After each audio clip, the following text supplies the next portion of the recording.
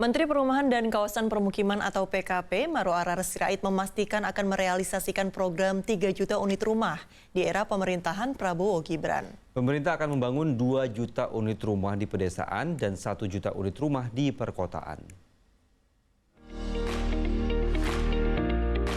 Menteri Perumahan dan Kawasan Permukiman (PKP) Maruarar Sirait memastikan pihaknya akan merealisasikan program 3 juta unit rumah di era pemerintahan Prabowo Gibran.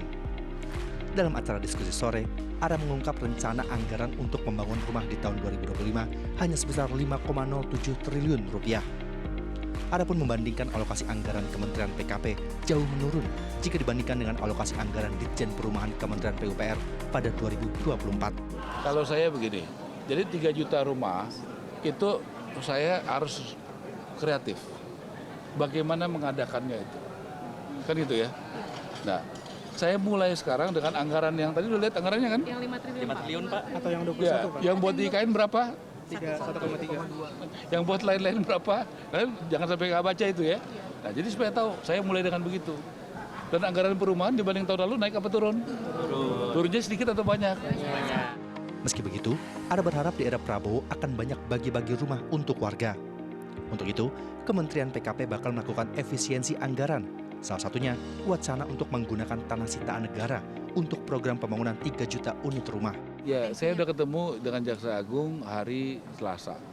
Lantik hari Senin, saya datang kerja pertama ke Kejaksaan Agung. Kenapa? Karena lagi pas pelantikan ngobrol-ngobrol ada tanah 1.000 hektar di Banten yang disita dari koruptor. Kalau saya maunya tanah-tanahnya diberikan kepada rakyat, ini kemauan saya. Semoga yang lain setuju. Supaya apa? Supaya dengan mereka memiliki tanah bisa dijadikan jaminan untuk pinjam duit ke bank. Ara juga meminta semua pihak tidak segan-segan melapor ke aparat penegak hukum jika dirinya terbukti melakukan korupsi saat menjabat sebagai menteri. Ditemui terpisah, Asosiasi Pengembang Perumahan dan Permukiman Seluruh Indonesia atau APERSI memastikan pihaknya mendukung penuh program ini. Kita yang APERSI siap dulu. Terutama memang anggota kita kan 90% ada di desa, ada di pesisir, ada dan 90% anggota kita tangannya memang masalah MBR sama milenial.